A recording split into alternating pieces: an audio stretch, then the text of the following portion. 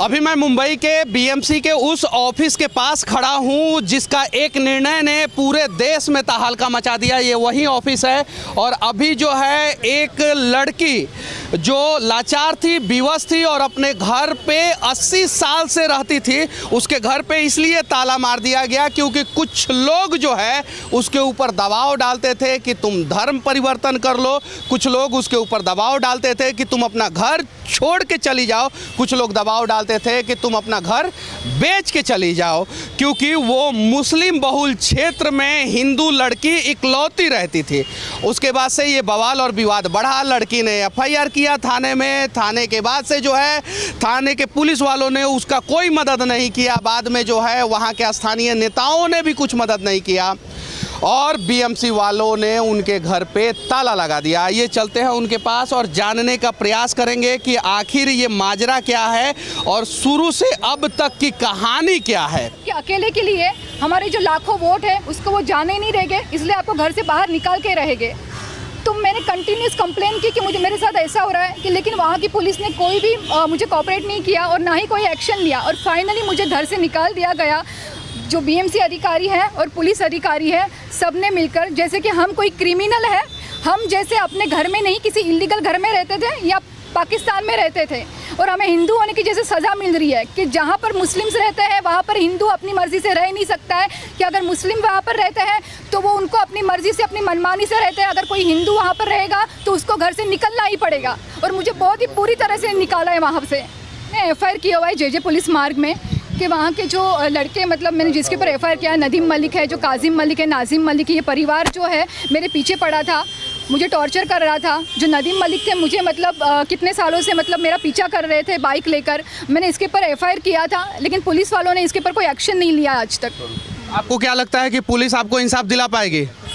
मुझे नहीं लगता है पुलिस मुझे इंसाफ दिला पाएगी, क्योंकि मुझे घर से निकालने के लिए पुलिस का बहुत बड़ा हाथ है। आप दिलाएंगे इंसाफ? ये बात मैं नगर सेवक था, महानगर पालिका इस तरह का काम करेगी तो हिंदू समाज यहाँ बिल्कुल सहन नहीं करेगा। ये लड़की की व्यथा सुनकर किसका कलेजा ढीला नहीं हो सकता है। ये मुंबई में रहते हैं, हिंदुस्तान में रहते हैं, ये बर्बरता।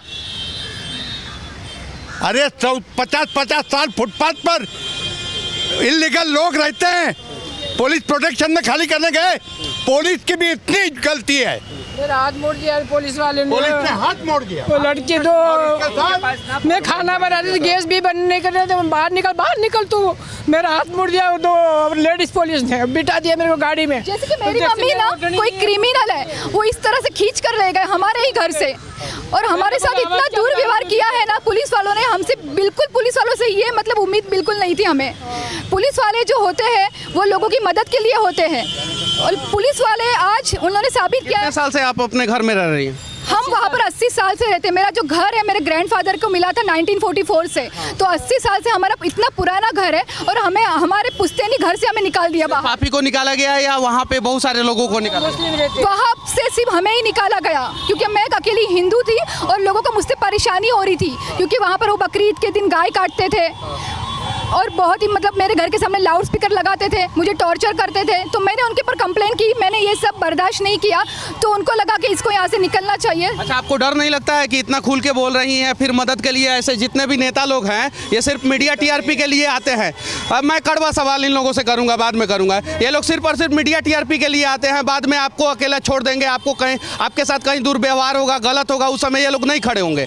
आपको डर नहीं लगता है? नहीं, मुझे डर नहीं लगता क्योंकि मेरे साथ जो हो रहा है इतने सालों से हो रहा है, तो मैं डरी नहीं। मुझे निकालने साल से हो रहा है ये सब? 10-12 साल से हो रहा है, क्योंकि जब से वहाँ पर मैं बकरीद के दिन वो लोग गाय को लाए थे काटने के लिए, तो मैंने उनके ऊपर कंप्लेन की। तो मुझे डर बिल्कुल भी नहीं था कि अगर हिंदू धर्म में है कि हिंदू लड़की हो, अगर मैं अपना धर्म फॉलो नहीं करूँगी तो फिर मुझे मेरे हिंदू समाज। आपका धर्मांतरण के लिए भी प्रेशर डाला गया आप पे? हाँ, मुझे ऐसा बोला गया था। ऐसा बोला गया था? किसके द्वारा बोला गया था? अगर आपको यहाँ पर रहना तो हमारे हिसाब से रहना पड़ेगा, नहीं तो आप यहाँ पर रह नहीं सकते हो। अच्छा, इसमें सबसे ज़्यादा दोषी कौन है, कल्प्रिट कौन है? कल्प्रिट जो है काजिम मलिक, नाजिम मलिक, ये मेरे पड़ोसी हैं, ये कल्प्रिट है। मैंने इनके ऊपर एफआईआर किया था। और जो लोग मुझे जानते नहीं थे, ये क्या करते थे, लोगों को घर घर जाकर इंस्टिगेट करते थे मेरे खिलाफ कि ये लड़की यहाँ पर रहती है, ये हिंदू है और हमें सबको मिलकर यहाँ से इसको निकालना है। अच्छा, ये बताइए कि आपने इसका शिकायत जो है पुलिस कमिश्नर को या यहाँ के नए नवेले मुख्यमंत्री को कभी किया है क्या? हाँ, मैंने किया था। मेरे पुलिस स्टेशन में, मैंने पुलिस कमिश्नर को, मैंने 2 साल से मैं कंटिन्यूस कंप्लेन कर रही हूँ कि मुझे ऐसी धमकियाँ मिल रही है, लेकिन पुलिस ने आज तक उनके ऊपर कोई एक्शन नहीं लिया। अच्छा, बीएमसी के बड़े अधिकारियों से कंप्लेन किया था क्या? यस, मैंने बीएमसी के अधिकारियों से कंप्लेन किया था। लेकिन बीएमसी के जो अधिकारी थे, जैसे कि वो हमारे ही कर्मचारी के साथ अत्याचार कर रहे थे, मुझे वहाँ से भगा रहे थे, मुझे रेस्पॉन्स नहीं कर रहे थे, मुझे गलत ठहरा रहे थे कि नहीं आप गलत हो, आप वहाँ से निकल जाओ, आपको वहाँ पर रहने का अधिकार नहीं है। अभी महाराष्ट्र में कहने को तो हिंदुवादी सरकार है, क्या उससे उम्मीद है आपको? हाँ, उनसे उम्मीद तो है मुझे थोड़ी बहुत। उनसे उम्मीद है। अगर मीडिया टीआरपी की बात ना हो तो कहने का मतलब ये है कि ये एक महिला है और इनको इंसाफ मिलना चाहिए, और इनके साथ जो मुंबई में हो रहा है कहीं नहीं तो कहीं गलत हो रहा है। और यहाँ पे अभी बहुत सारे लोग खड़े हैं, 15 दिन तक ये जो है माजमा लगा रहता है और 15 दिन तक सभी नेता लोग आते हैं और हर बार जो है कल्प्रिट जो है या तो बीएमसी साबित होती है या तो पुलिस वाले साबित होते हैं। अभी इन्हें भेजा गया होगा यहाँ पे कि सुरक्षा देखिए आप कि वहाँ पे कोई हंगामा ना हो जाए, लेकिन सच्चाई ये है कि ना पुलिस वाले दोषी है ना बीएमसी दोषी है। दोषी कहीं नहीं तो कहीं वो नेता हैं जो वोट बैंक की राजनीति में इनका घर खाली करवा रहे हैं, और उनका जो आदेश आएगा बेचारे ये पुलिस वाले वही करेंगे और हर बार जो है हर बार। हाँ, नाम लीजिए।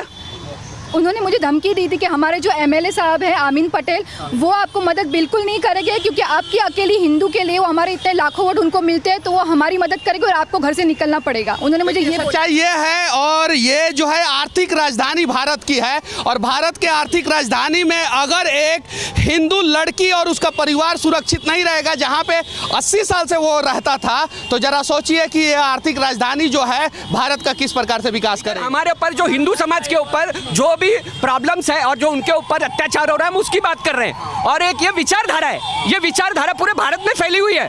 उसी विचारधारा का कन्हैया लाल के ऊपर भी प्रॉब्लम था, उसी विचारधारा पे आज हमने अमरावती में देखा कि ये विचारधारा है, ये विचारधारा की लड़ाई है। और इसमें जो सभी लोग खड़े रहेंगे इनके साथ, हम लोग खड़े रहेंगे और मरते तक खड़े रहेंगे, हम लोग खड़े रहेंगे, जरूर खड़े। हम लोग हिंदू के लिए आए हैं, हिंदू के लिए हमें अपनी आवाज उठाएंगे। मैं हिंदू हूँ, ये मेरा हिंदुस्तान है। नहीं, क्या एक्चुअली महानगर पालिका का सैटरडे को छुट्टी रहता है।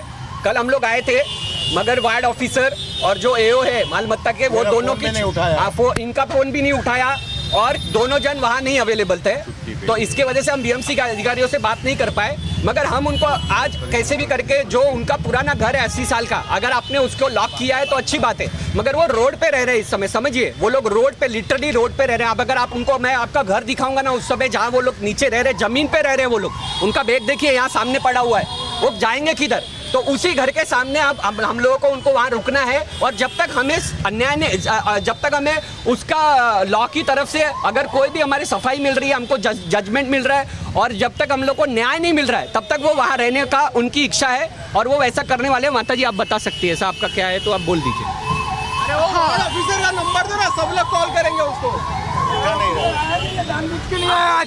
आज बोर्ड उस पर जानबूझ के नहीं आया, उससे सब कुछ पता चल गया था।